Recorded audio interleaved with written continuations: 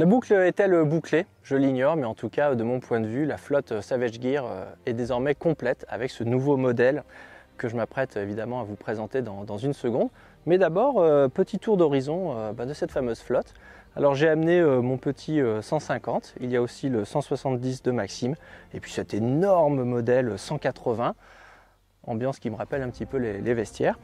Et pour tout de suite quand même vous les passer en revue, je vous rappelle les fonctions des uns et des autres. Le 150, le mien, est ici plus maniable, évidemment c'est le plus léger, il est parfait pour les petites pièces d'eau et puis ceux qui, comme moi, emmènent très peu de matériel. Le 170 est évidemment plus grand, il est équipé de rames pour parcourir de plus grandes distances et par exemple même en mer, pour les pêches côtières, il est désormais très utilisé puisqu'on parle quand même de toile Zodiac, donc c'est un très bon niveau de sécurité. Et puis il arrive le 180 et ce 180 il s'appelle ProMotor et vous me voyez venir.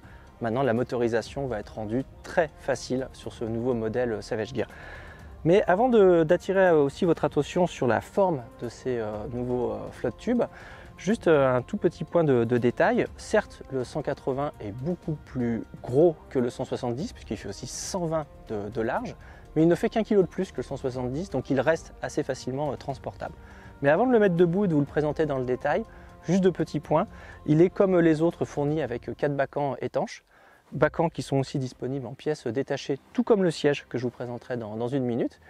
Et puis comme je vous disais, la forme change un petit peu. Si vous prêtez attention à l'extrémité des boudins, vous voyez ici qu'on est sur une forme catamaran.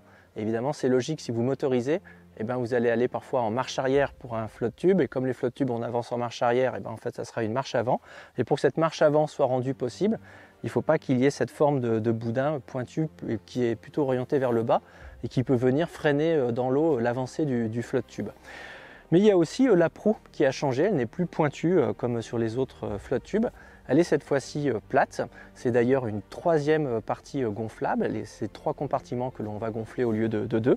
Évidemment, on va pouvoir installer dans un premier temps un support moteur comme celui de DAM et dans un deuxième temps un moteur électrique comme par exemple celui de Savage Gear qui sort aussi en 2022. Je le mets debout et je continue la présentation.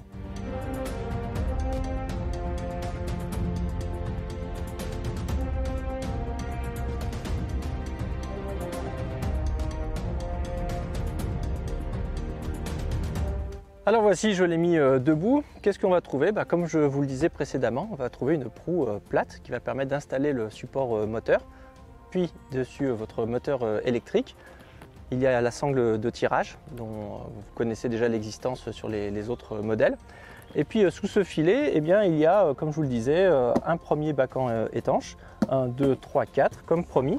Et si je soulève ce bacan, il y a ici la valve pour gonfler et juste dessous il y a un puisard. Et en fait ce puisard vous permet de l'équiper d'un système qui s'appelle Flotte Plus et qui a été développé en Allemagne, qu'on retrouve par exemple sur les flotte tubes de chez Matcat qui existe déjà et qui vous permet d'avoir un système de motorisation complètement automatique et fait pour les flotte tubes.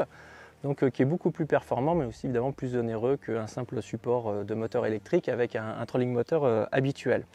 On va aussi trouver ce nouveau siège avec une surface antidérapante. Ça n'a l'air de rien, mais c'est extrêmement sécurisant, surtout en absence de barre à l'avant. Et surtout, il est beaucoup plus confortable et extrêmement rehaussé. Là, on est à plus de 10 cm de hauteur. Manu n'a même pas les palmes qui touchent l'eau. Mais en tout cas, cette fois-ci, on est très haut sur l'eau et c'est beaucoup plus confortable. Après, pour le reste, on retrouve les éléments habituels de Savage. Sauf qu'on s'est permis, je le tourne, hop, de rallonger encore les gardes qui permettent de traîner son flotte tube sur le sol sans abîmer la toile type Zodiac qui constitue le flotte tube. C'est donc un produit extrêmement complet avec évidemment les sangles sac à dos. Et je vous parlais précédemment du puisard qui permet d'installer le moteur Flotte Plus. On a aussi pensé au rail qui permet d'installer l'hélice du système, mais on vous montrera dans une prochaine vidéo comment fonctionne tout cela.